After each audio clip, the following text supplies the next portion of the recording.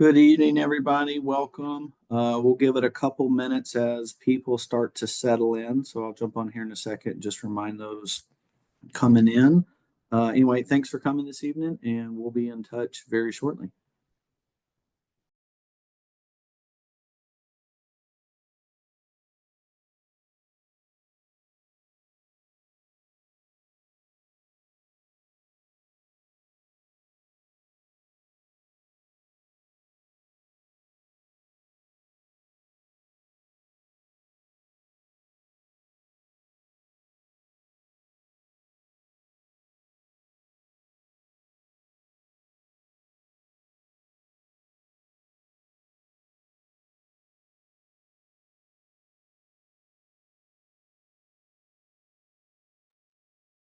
Welcome, everybody. Just going to give it a couple minutes for people to get situated and get things leveled out. So bear with us for a couple more minutes and we'll get started. But thanks for being here.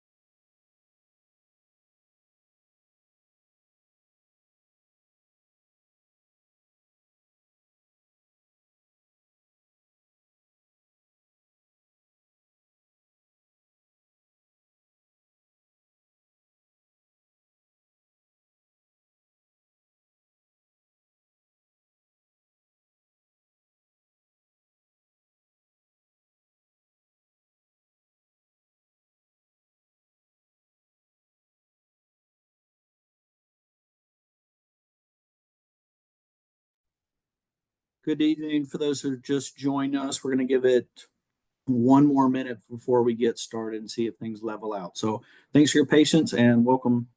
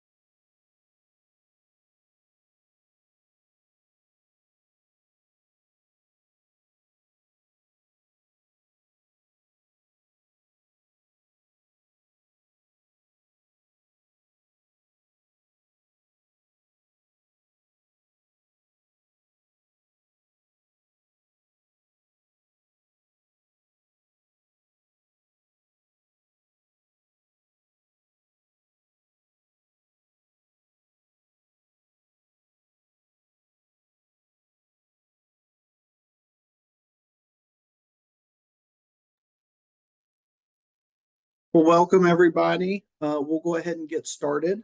Thanks for being this evening. I'm just going to run through a couple guidelines and etiquette reminders for tonight. Upon arrival, joining the virtual meeting, your microphone will be muted automatically. In case of any technical issues during the meeting, notify us in the chat. We will help you. The chat will only be monitored for technical assistance. Public comments are welcome and will be rotated. Just virtual attendees, excuse me. To ask a question or to make a comment, please use your device's raise hand feature. If you are on the phone, dial *9 on Zoom. And if using a computer, click the hand reactions icon at the bottom of your screen. During the comment period, the host will enable you to unmute yourself. You can then unmute yourself by pressing the mute button on your device or dialing *6 on your phone. Keep discussions focused on the agenda items and questions at hand. Offensive, disrespectful, or derogatory language, including profanity, personal attacks, or threats, strictly prohibited. Assume positive intentions from those who speaking and listen respectfully. To ensure a balanced discussion, limit your comments to 2 minutes with one clarifying follow-up question. Provide constructive feedback regarding the fisheries in which you participate. Remember that the most compelling comments are those that pertain to the topics under discussion. WDFW staff will may close public comment to stay on schedule with the agenda or to provide others who still need to comment an opportunity to speak. These meetings will be recorded and posted online. If you have any other questions or comments, please submit them in written form on our public page. There we go. So again, welcome to the Coastal Strait of Juan de Fuca Focused Recreational Discussion. Briefly, agenda items for tonight. We're going to do introductions, Puget Sound forecast and reviews, Puget Sound modeling updates, coastal forecast trends and opportunities, recreational considerations, and public comment. So we'll do a brief staff introduction. My name is Jake Rice, Statewide Salmon and Stillhead Manager. I'm joined tonight by Christina Iverson, Puget Sound Salmon Manager, Lyle Jennings, Puget Sound Recreational Salmon Manager, Haley Rosenthal, our Puget Sound Recreational Biologist, Jenny Whitney, our Olympic Peninsula District Biologist, and Mark Downen, our Hood Canal District Biologist. So to get us started, we'll just do a quick reminder of what is North of Falcon. North of Falcon is the annual cooperative process to plan salmon seasons in Washington waters. The name refers to waters north of Oregon's Cape Falcon, which marks the southern border of Washington's management of salmon stocks. It's one component of a larger salmon setting process that involves the state, tribal, federal regulators, other states, and Canada. So what guides North of Falcon? Fishery managers must weigh many factors when developing salmon seasons, including the Endangered Species Act constraints, commission policy, Pacific Salmon Treaty obligations, tribal co-management, and extensive monitoring and evaluation of fisheries statewide. So, little reminder of our salmon rulemaking process. So, to kick off the process, we have the CR 101 filing, followed by the North of Falcon processes, is which we're part of today. That will be followed by a CR 102 filing. After that, we take written comments and public hearing, make modifications to rules based on comments received or any errors identified in the CR 102. And then we move to the CR 103 and concise explanatory statement filing. After the publishing of that, will be signed by the director to make everything official. With that, I will turn it over to Christina Iverson, and she'll walk through some of our forecast recap for 2025. Thanks, Jake. Good evening, folks. I'm Christina Iverson, Puget Sound Salmon Manager. I'm going to give a forecast recap for folks who may have not attended the first couple of meetings and kickoff. So I'm going to start with Puget Sound Chinook. Overall, total Chinook is up 32% from the 10-year average and up 9% from 2024. Natural stocks are down 37% and hatchery stocks are up 53% from the recent 10-year average. For coastal Chinook, natural stocks are down 9% and hatchery stocks are up 11% from the recent 10-year average. Natural stocks are down 11% and hatchery stocks are up 16% from 2024. Columbia River Chinook forecasts for spring Chinook are similar to 2024, and summer Chinook are less than the 2024 actual returns. The Lower River Hatchery and Lower River Wild stocks are similar relative to last year's forecast. Bonneville Pool Hatchery forecast is above last year's forecast.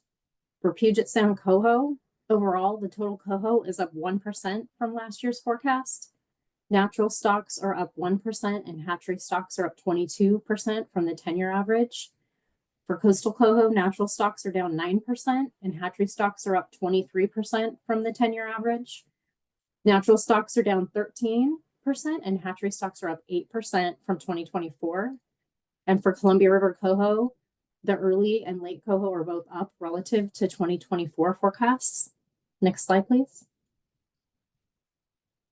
So stepping to Puget Sound chum, natural stocks are up 35% from, and hatchery stocks are down 5% from the 10-year average. And for Puget Sound fall chum, we're looking at a return of 1.2 million this year. For coastal chum, Willapa is up 36% and Grace Harbor is up 141% from the 10-year average. Next slide.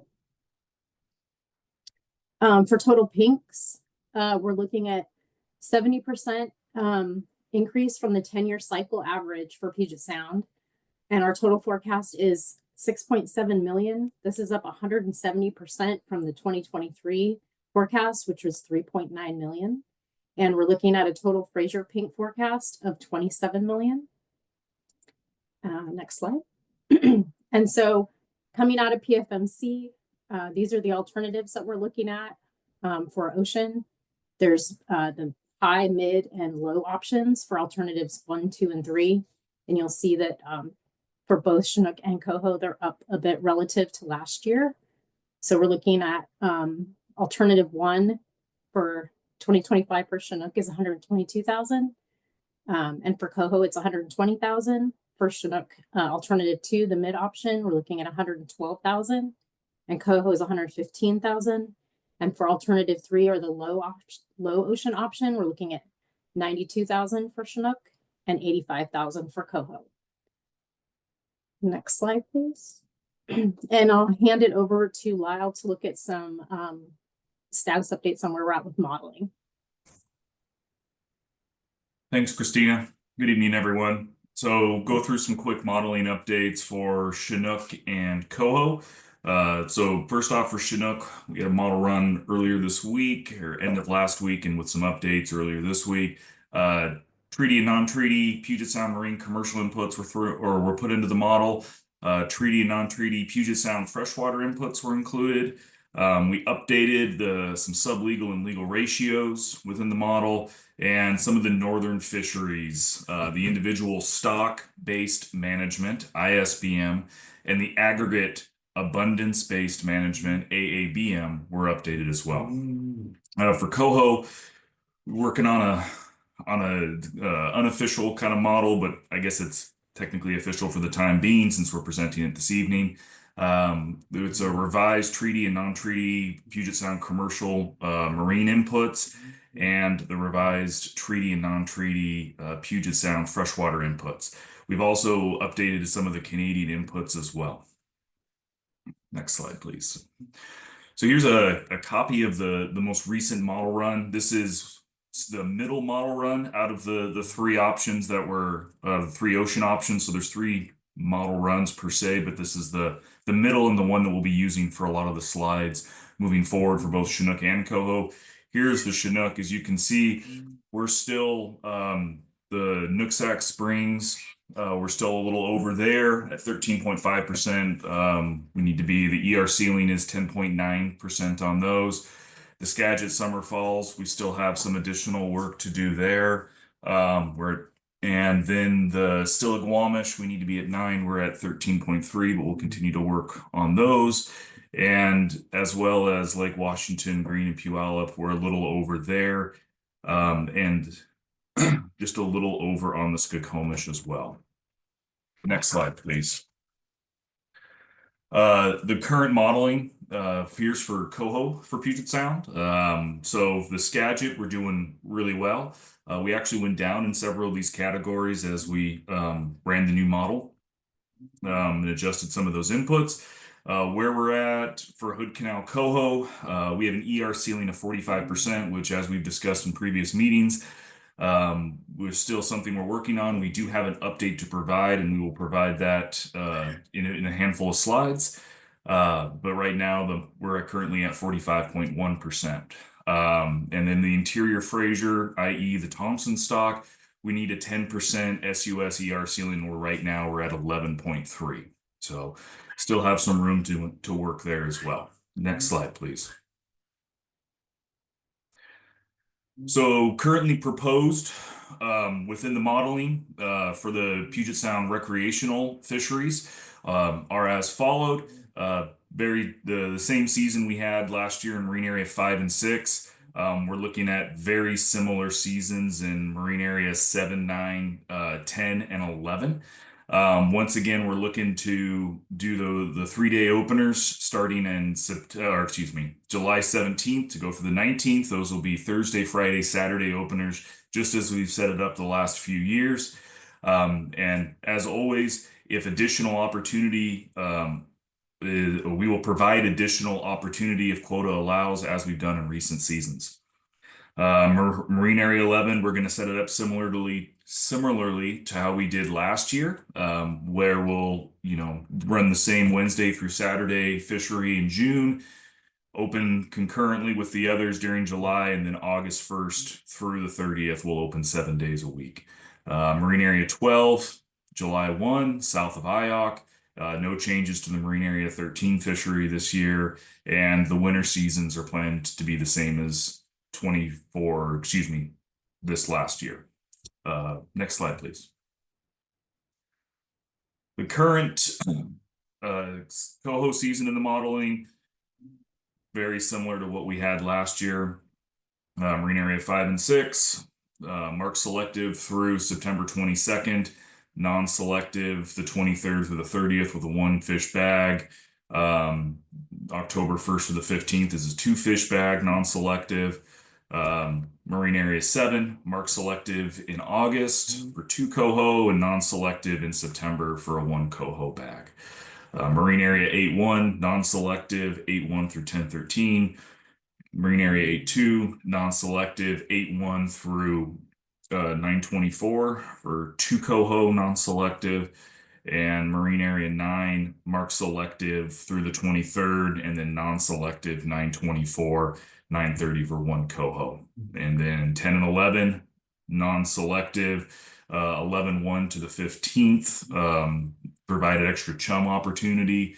And then Marine Area 12, south of IOC, currently what is modeled is July 1, and then north of IOC is July 11th for the pink fishery, and then no change to 13.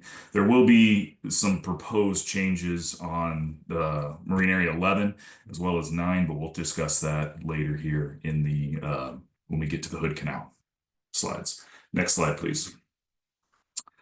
Marine Area pink fisheries. So as we've outlined here the last couple of presentations, and Christina outlined today, we have a robust pink forecast, especially in South Sound and Hood Canal. So we are going to be providing 2 additional pinks to the daily limit in all inside marine areas, inside being Marine Area 5 in, so from CQ in, outside of Marine Area 8-2, and we'll discuss that here in a minute.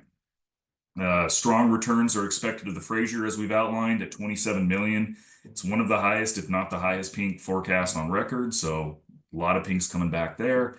And then we also have really strong returns coming back to Hood Canal and South Sound, with 2.5 million pinks coming back to Hood Canal and 4 million coming back to Central and South Sound. We do have some conservation concerns for Stillaguamish pinks. They've been forecasted below the escapement. The preseason forecast for pinks is 25% below the 5 pink cycle average. So that's 25 through 23. Remembering, of course, that pinks are we're calculating the odd numbered years. So please keep that in mind as you think about that. So next slide, please. All right, on this slide, I'm going to go ahead and kick it over to Mark Downen, and he'll go through the Hood Canal coho update as well as some of the other Hood Canal regulations. Good evening, everyone. Mark Downen, District Fish Biologist for Hood Canal. And we're going to talk a little bit about Hood Canal coho. We've been in a bit of a spot with Hood Canal coho as we've worked our way through the forecasting process. The Comprehensive Coho Management Plan and the Pacific Salmon Treaty limit exploitation rates to 45% for mid-range forecast abundances and to 20% for critically low forecast abundances. And this year, we find ourselves just about 500 fish above the critical abundance threshold. So we are technically in the mid-range forecast abundance, but just barely. So the co-managers are hoping to implement a more conservative range of fisheries to reduce our combined exploitation rate below the allowable ceiling of 45% to maximize the number of spawners on the spawning grounds in this low forecast year. Some of the current state proposals for sport fisheries reductions include converting Marine Area 9 non-selective coho fishery to marked selective at the end of September, and converting Marine Area 12 coho fisheries all to marked selective, and then closing Marine Area 12 to recreational salmon fishing between October 1st and October 15th, and then reopening for fall chum in October on the 16th. Next slide, please. So this is a segue into freshwater fisheries for the Olympic Peninsula, and I'm going to kick off freshwater fisheries proposals with Hood Canal. And starting with the Big Quilcene River, we've implemented a new fisheries regime in the in the Big Quilcene River, and this has gone on for the last couple of years, and we have found it to be fairly successful. So we're going to continue to implement this, and we basically are opening the second half of August from the 16th through the 31st from the mouth all the way from the mouth to 101 for coho with a limit of 4, and then on 9/1 we are closing from the mouth to the downstream terminus of the WDFW easement, which is about 1.5 miles upstream, and then we are remaining opened from the downstream terminus of the easement upstream to the 101 bridge through the end of October. The Duckabush and the Dosey Wallops rivers, we are going to have the same fisheries we've had each year. Fall chum from the 1st of November to the 15th of December with a daily limit of 2. One minor change that we are considering is to move the boundary on the Dosey Wallops River from the 101 bridge upstream to the BPA power lines to add a little bit of additional opportunity there in the state park. We do have some closures that have been ongoing in Hood Canal. We've got the Skokomish River, which is currently closed due to the reservation boundary dispute, which is ongoing, as are the negotiations to try to open a fishery there when conditions permit. The Tahuya River, which was closed due to private property issues and access issues, and then the Dewado River, where critically low numbers of summer chum are struggling to make it, and coho fisheries in the Dewado River were an impediment to that because too many fishermen were trampling the spawning beds where the summer chum coho reds were most highly concentrated. And that is the wrap up for Hood Canal. And I will pass it over to Jenny Whitney. Thank you, Mark. So I guess I'll start at the Dungeness and work my way around to the Hoe. Let's see. So one of the issues in recent years for the Dungeness is that low flows have been occurring more frequently and impacting fishing seasons through e-regs with reduced seasons or bag limits.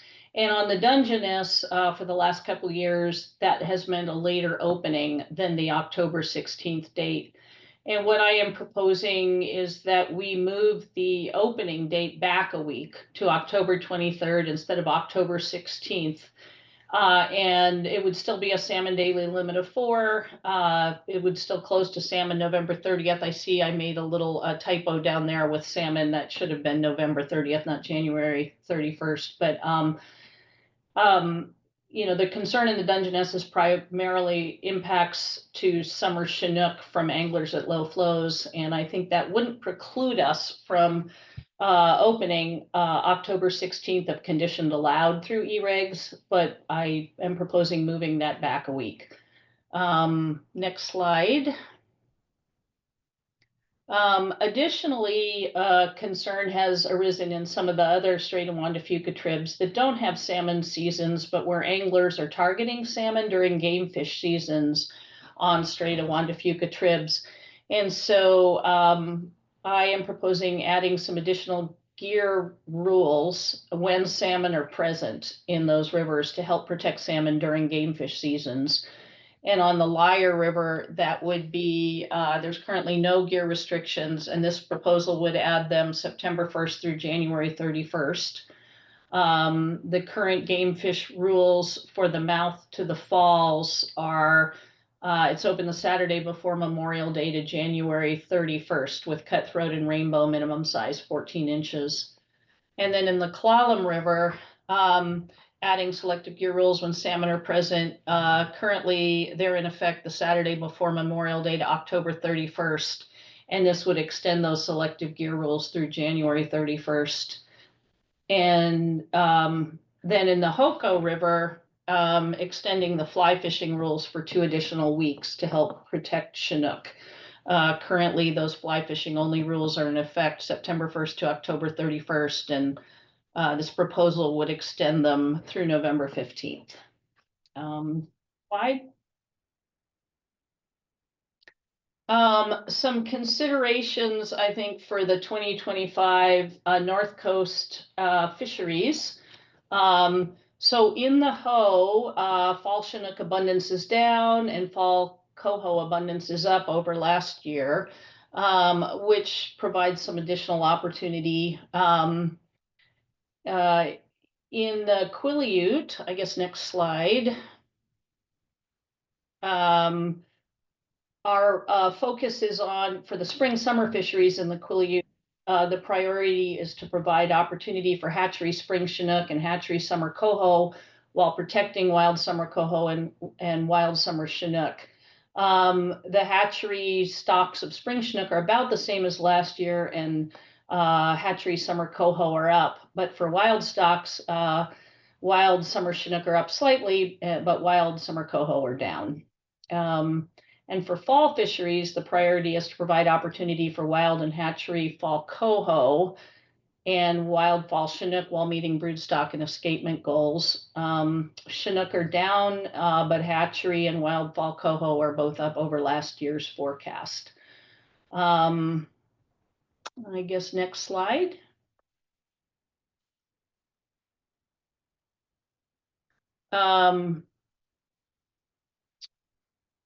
These are some suggestions we've received to date from the public for the Quileute and the Ho. Allow the retention of 1 wild fish, either a coho or a Chinook, during fall fisheries on the Quileute. Last year, it was release wild coho. Provide as much advance notice as possible if in-season fishery modifications, i.e. e-regs, are necessary. Eliminate bait if e-regs are necessary. Consider a one-and-done fishery rule if e-regs are necessary. Establish rules to protect wild summer coho. There's concerns with not having an escapement goal, with low flows impeding movement of fish, and with a low forecast. Prioritizing a full season over a larger bag limit. Trying to establish a flow-dependent bag limit in the Quileute, and allowing a barbless treble hook instead of 1 single point barbless hook are some of the suggestions we've got so far. Next slide, please. So for the Ho River, there is a proposal for a higher daily limit than last year because the coho forecast is higher. The Chinook forecast is not higher, but it would be, the proposal is a daily limit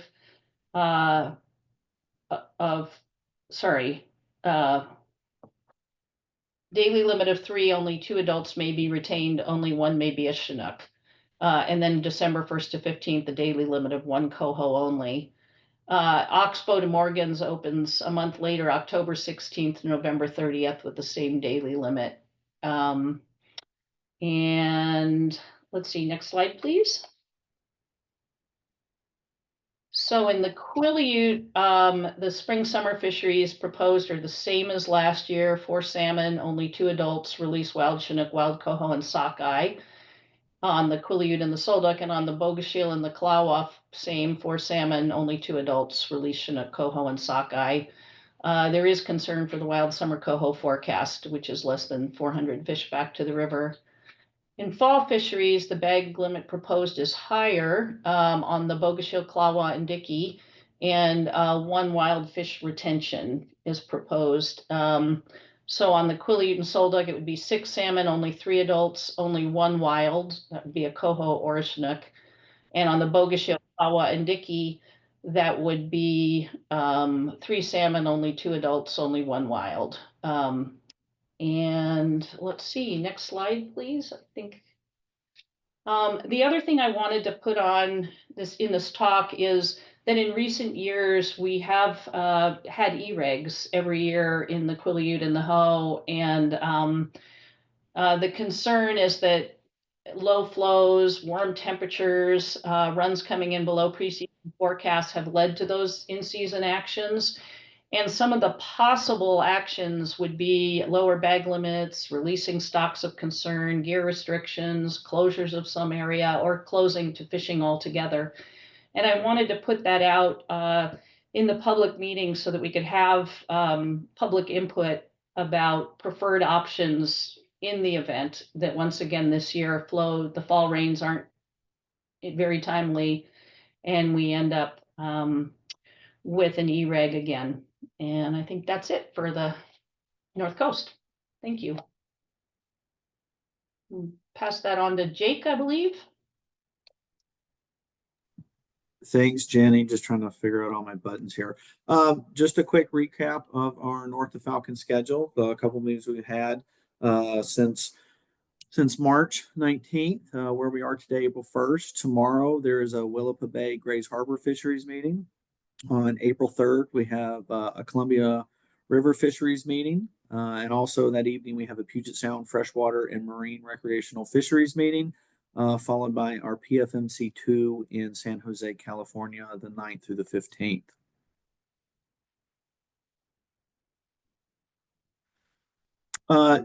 To learn more about this process, North of Falcon, please visit our website.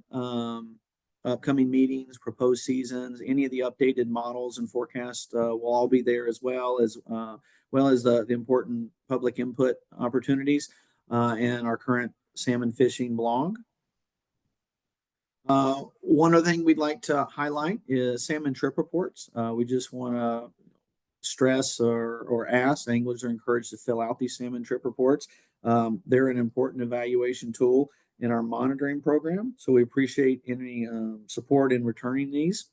Our links online to the reporting are here, as well as some additional information on the website.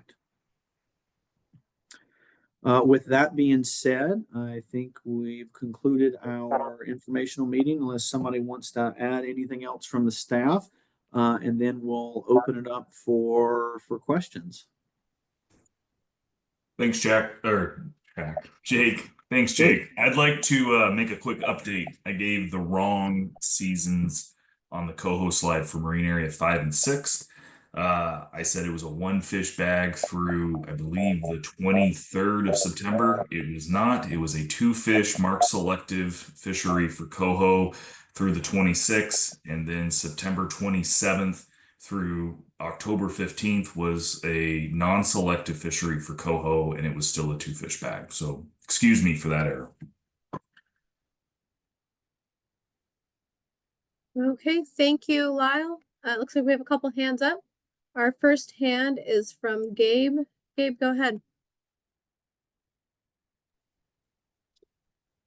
Yeah, thanks. Lyle, I just wanted to get some clarification on 10 and 11. I see a non-select fishery for coho November 1st through the 15th, but it doesn't reference anything else for the rest of the season. I'm guessing we still have a full season in those areas, but can you elaborate on that? Yeah, sorry about that, Gabe. You're spot on. We still have the same fisheries we had modeled last year. So, yep, still have a full fishery through then. Great news. Thank you. Yep. Thanks, Gabe. Our next hand is from James. James, go ahead.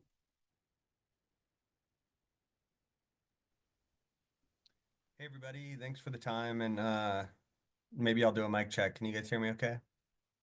Yeah, we got you. Yeah, this is James Losey with Wild Salmon Center. First, just want to say great job to the team. Really well done tonight. This was a great meeting, super informative, and appreciate it. The number one concern for us right now is wild coho in the coastal area, especially as we see, healthy runs of hatchery stocks coming back.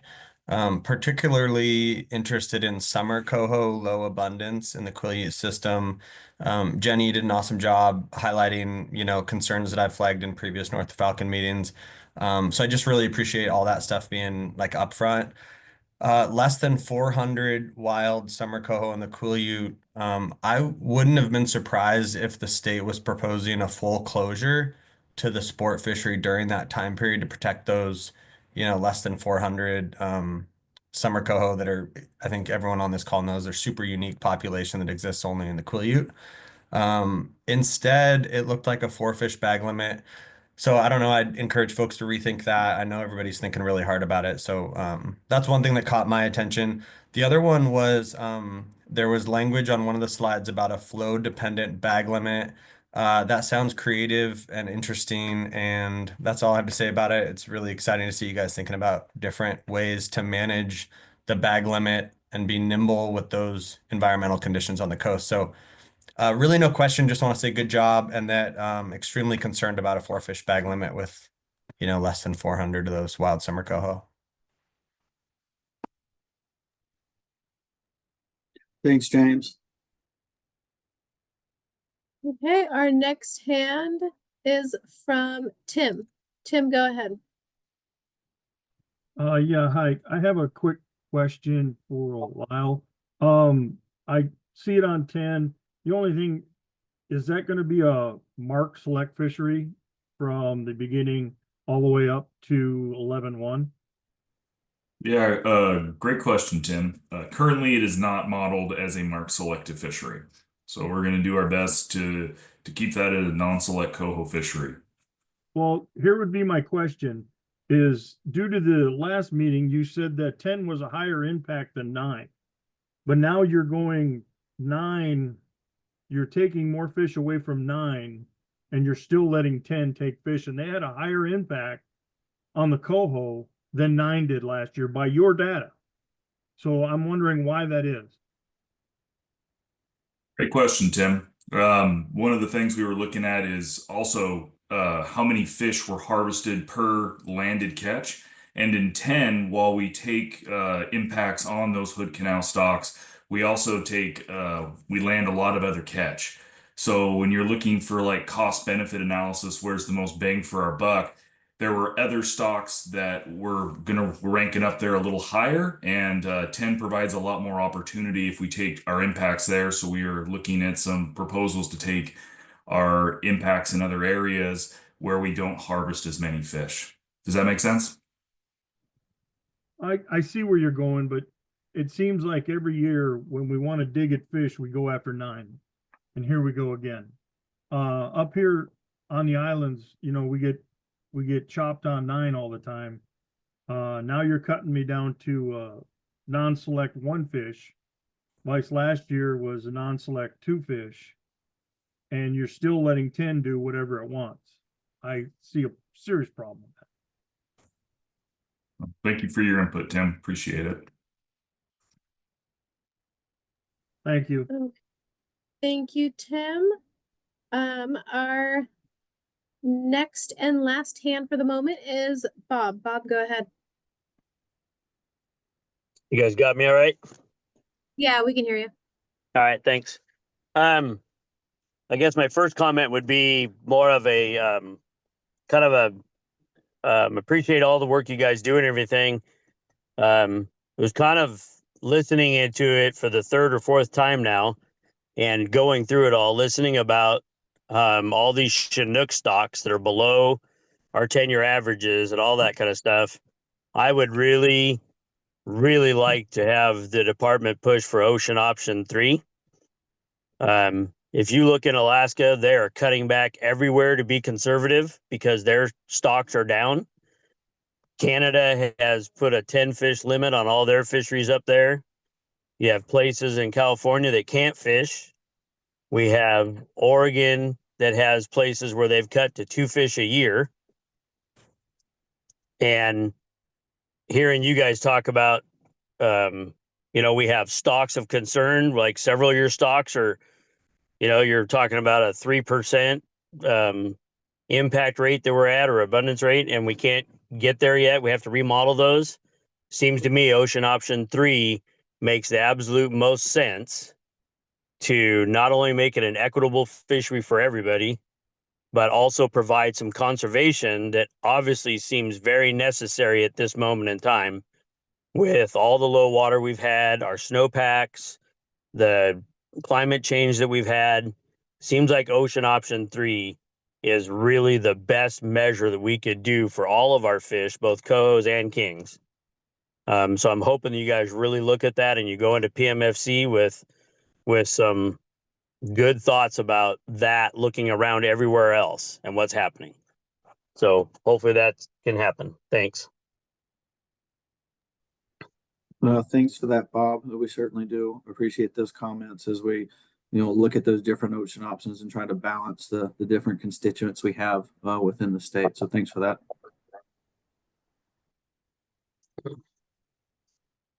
Okay, thanks, Bob. And that was our last hand for the moment. Just a reminder, the raise hand function at the bottom of your screen. And we have a hand from Alex. Alex, go ahead.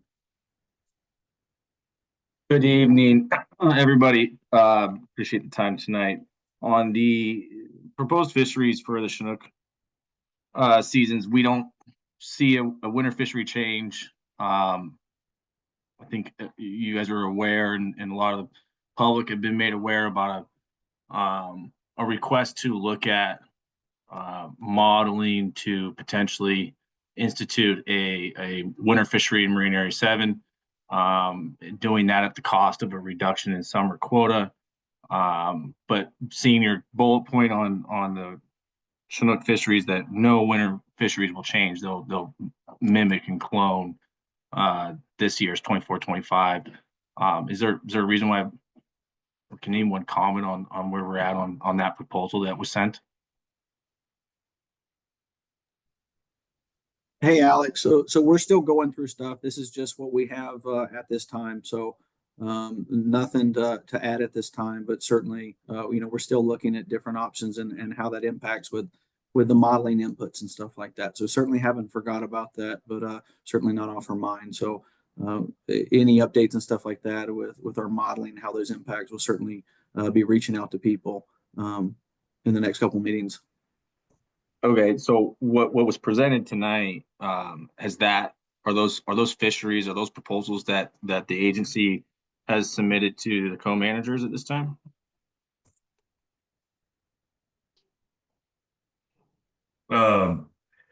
Alex, that is what we have. That is what we've submitted, and that's what we have in the model right now for inputs. So we are still looking into the Marine Area 7 proposal as Jake outlined, and we're still working on that. Okay, I asked the question during last week's meeting with in regards to Marine Area 7 coho that on the modeling tool, there's only one option that pertains to Marine Area 7 outside of no change at all. And I believe my response that I received from Ty on that was just that that's what he threw in there. But tonight, that's what we see is what's being offered as a proposal. So I would kind of double down on some of the suggestions that I made earlier in this process, that I think we can be more creative than just reducing that fishery to a 1 fish bag limit. I think we can get more creative with date ranges. So that being a comment, now my question would be on the Area 7 coho that you listed proposed there. It doesn't have actual dates, it just says September.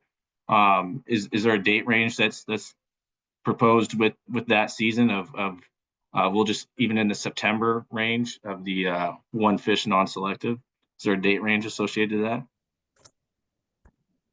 Yeah, I believe I'll double check, Alex, but I believe that we did extend that to the end of September, so it doesn't have that early closure around the 27th or so of September that we did last year. I believe it's carried through the end.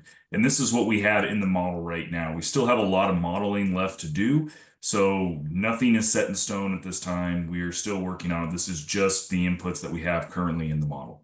Perfect. Okay, that's great to hear, Lyle, that season right now is modeled to go from September 1st to the 30th. Because if we are going to reduce our bag limit, the least we can do is give ourselves some more days.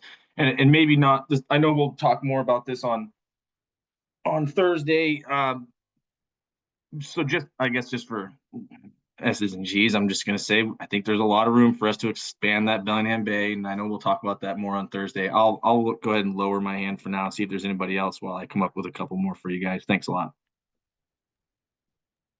No worries, and thanks a bunch on Alex. And again, appreciate the comments on the coho and stuff like that. It's been Fram team spent a lot of time on getting that Chinook model updated as well. So again, comments that we've spoke about earlier this year is just with the new dynamic, new staff and stuff like that. We're going as fast as we can, but certainly trying to reach all those proposals that get thrown our way as we can get there. So thanks again for those comments. Okay, and I will go to our next and final hand for now, who is Bob. Bob, go ahead. Hey, this one's for Jenny. Looking at all the coastal seasons we have and looking at that summer coho fishery and with those 400 ones, and we talked about, how do we limit the interaction with those wild fish? And you and I talked actually just a couple hours ago about this, but after July 15th, there's essentially almost nobody fishing for those Chinooks, those spring summer Chinooks. And the season for the most part is over. The water's so low. Would it be smart on July 15th to just go to one fish and just make it one fish, whether it be a Chinook or a coho? That way, if they catch a coho, they're done. If they catch a Chinook, they're done. And then I would also say in that one, I know we always like to throw out the 4 fish limit with 2 being adults. But so that means we're going to try to attract jacks in that catch. And, as much as I understand what they are, most of the time it's bad practice because a lot of guys will catch an adult. And even though legally they're supposed to quit when they catch their adult, a lot of people will stay and fish trying to catch their jacks, which has more interaction with adults. So if we had to do that, could we just go to one adult fish in that July 15th to September 15th and then move your limits back to your fall fishery in that time frame? Is that something you could look at doing? Yeah, absolutely. Thank you for that suggestion, Bob. I would like to run that by enforcement as well and see what their thoughts are about a rule like that. But yeah, thank you very much for that proposal. The other one that I have would be in the emergency regs. If we were to go to e-regs in the fall, one of the things we talked about was no bait, that kind of stuff. The other rule in that would affect, because we talked about, folks abusing the right, abusing that and kind of just playing catch and release because it was a 1 fish limit and just catch and release on a lot of fish. They're using those jacks as that excuse to continue to do that. And if we were to go to emergency regs, because they're emergencies and we're trying to be conservative, because we made an emergency regulation to try to help save those fish and still provide a fishery. If we were to eliminate jacks in that catch, right? Because last year it was 2 fish, only 1 being an adult, it was 1 or 2 additional jacks. You see a lot of people catching their adult, staying after and fishing for jacks, and in catching a whole bunch of adults while they're doing that, having fun and playing with them, and then at the end they keep their couple of jacks and call it a day. It would save more fish if we were to eliminate the jack catch. In that, when we have to go to an emergency regulation, when we're looking at a stock of concern, if we eliminate the jack catch in that, particularly in the fall, that would help save more adult wild ones. Yeah, thank you very much. That's great input too, Bob. Sounds good. Any others? Not off the top of my head at the moment. I might have one in a minute. Okay. Thanks. Yep. Thanks, Bob. Our next hand is from Larry. Larry, go ahead. Yeah, thanks, guys. Common message here. Appreciate you guys, your new faces this year, and I know you guys are working your tails off, so thank you. And couple that with the challenges we got with NOAA, that we're seeing up and down the coast is, another layer of complexity here. But I don't know what the right answer is here in terms of, which ocean option or which, how long we have seasons in certain areas. But I just, as you guys know, not all fisheries are equal. I think it's really important that we, in addition to having, just the social conversation about where we should have fisheries and where seasons should be longer, or what ocean option we should fall on. In order to save an ESA impact that you're trying to get back to the Stillaguamish River or other rivers, the ancillary catch associated with that is much higher in the ocean. So again, I'm not advocating for one fishery over another. We certainly have to have a suite of fisheries that meet our social and economic needs, but just providing us with that catch associated with those impacts will help, I think, really take the emotions out of the conversations and will help us make the best informed decision we can moving forward. Again, that's this calculator that would provide us with some sort of estimate of catch associated with the SA impacts of whatever stock is constraining. I know we're still early in the process. We're trying to mold these fisheries to meet our conservation objectives, and there's a lot of work to do still. But again, I think that's a really important part of how we develop this process moving forward. Thanks. Yeah, thanks a bunch for that, Larry. Thanks, Larry. That was our last hand for now. Yeah, thanks, Leah. Just a reminder, people, please check out our website. We have quite a bit of resources that are updated daily. Just a reminder, as we get new modeling updates and stuff like that, we'll put that up as soon as possible. So just please keep checking regularly on those things. Okay, it looks like we have a hand up from Tim. Tim, go ahead. Yeah, hi, Jake, I know this is kind of off subject, but did we ever come up with a final number for Baker Lake, what we were gonna take for quantity? Was that gonna go to 4 or 6? Oh, sorry, I'm trying to find my mute button here.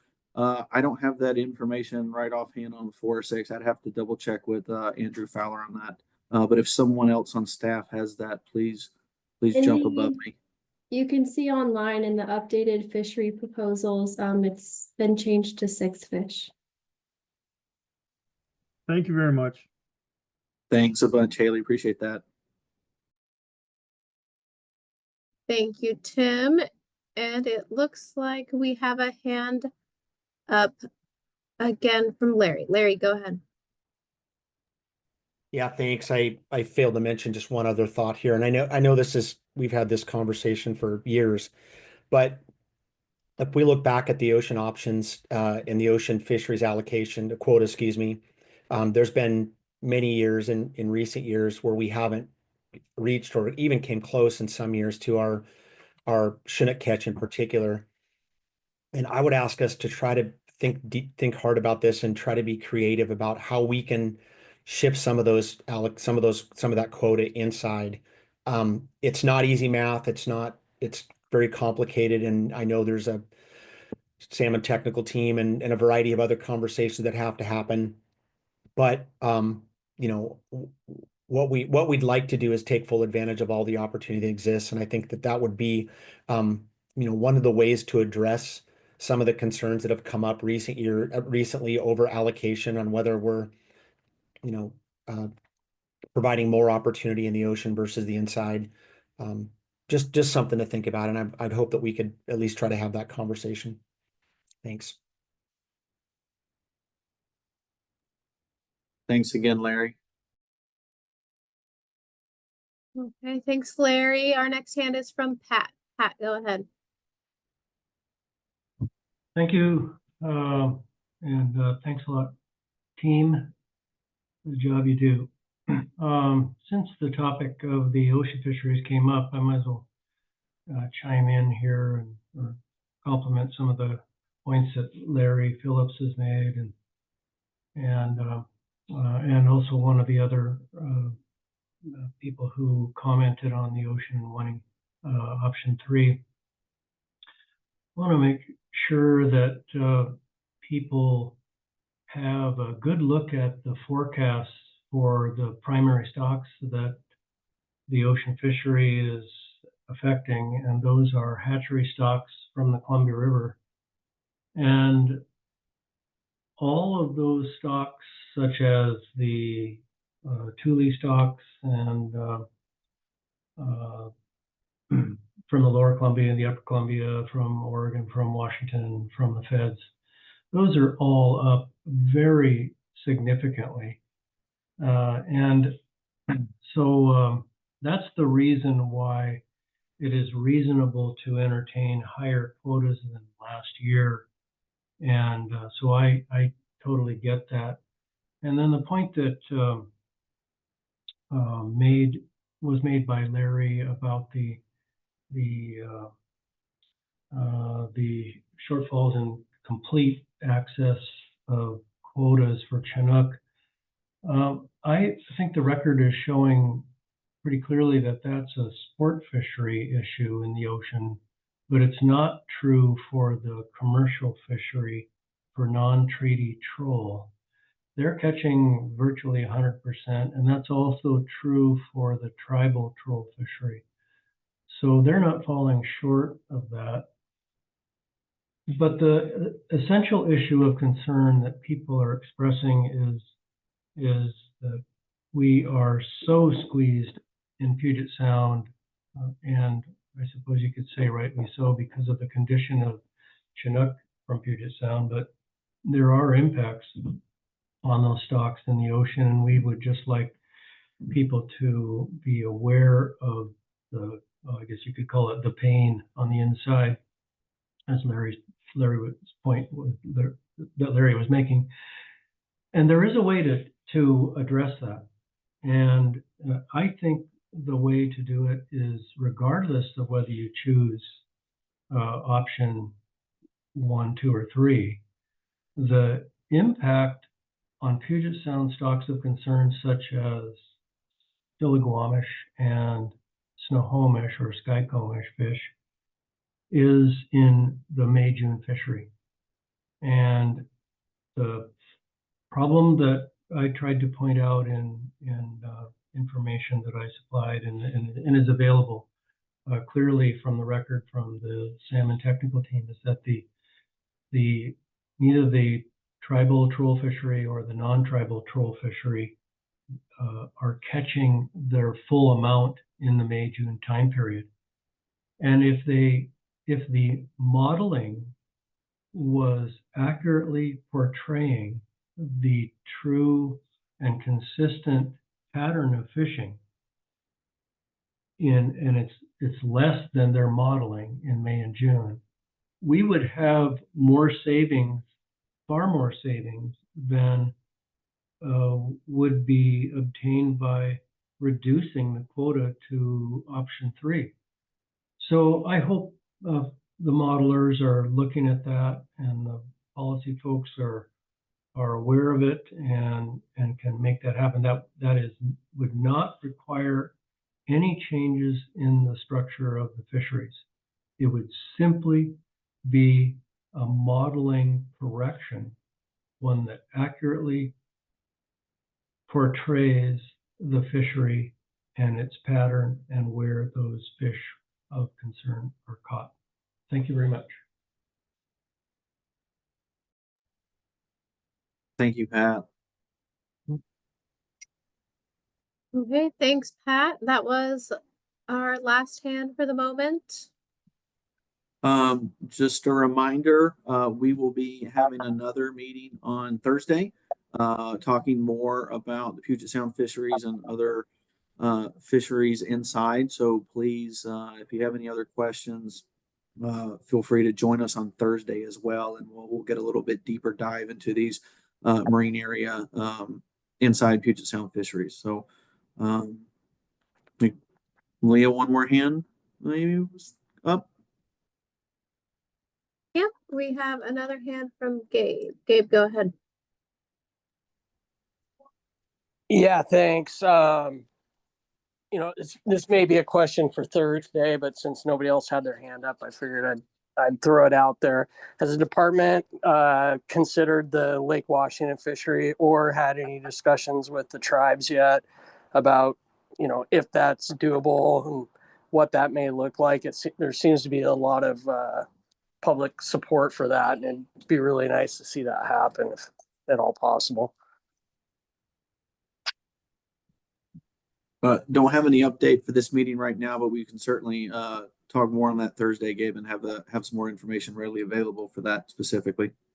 Okay, thank you. Yep, thanks, Gabe.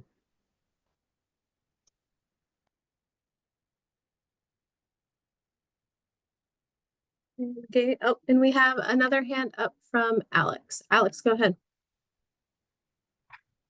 Thanks, Leah. I question on some slides that you went over, Lyle, the modeling updates with the Chinook, as far as the Chinook's concerned, the northern fisheries being the individual stock-based management and the aggregate abundance-based management. Can you shed some light on what that refers to? Is that just our Canadian fisheries? That is correct. Those are the Canadian fisheries and the updates that we just received from those Canadian fisheries and what they have modeled within theirs. Okay, awesome. I mean, well, I think historically, timeline wise, I think that's right about when we generally expect them after NOF2.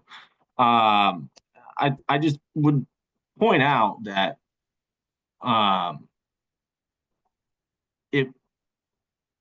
trying to think about how I word this as correctly as I want, or I wish, that there's only been a certain number of things that have been adjusted in this modeling run of recent that is causing certain stocks of concern to now be over those ER objectives.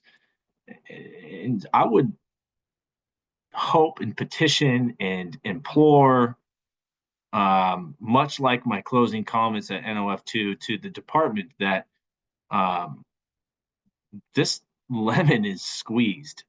Us going into this season with fisheries that are based much like what we finished and what we constituted last year, I think it's pretty obvious and where cuts need to be made, and I don't believe it falls on the recreational side in most instances.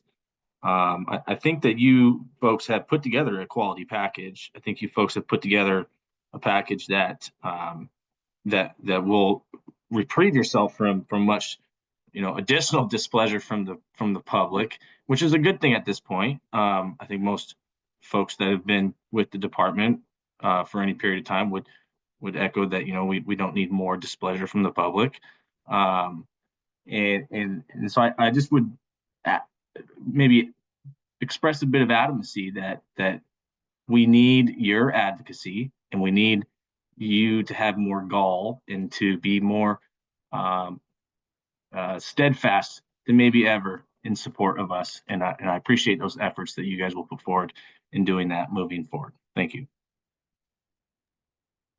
Yeah, thanks for that, Alex. I appreciate it. One other thing with the Canadian inputs, we just got those yesterday. So again, some of these updates are as real time as we can get, but I appreciate your comments on what's been put forward in terms of the state proposal at this point, and we'll continue to work extremely hard towards that. So thank you.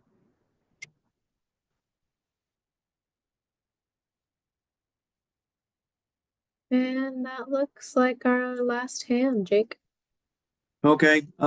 Thanks everybody for your time today. Again, I just want to remind you, we're going to be doing this again on Thursday and focusing on Puget Sound marine areas more specifically. So if nothing popped in your head for question today, please reach out to us or attend on Thursday. Again, thanks everybody for your time and effort this evening, and really appreciate the feedback, and appreciate the patience as we try to work through all these proposals and try to get them look through it as best we can, and provide some responses back to you in a timely manner. So thanks everybody, and have a good evening.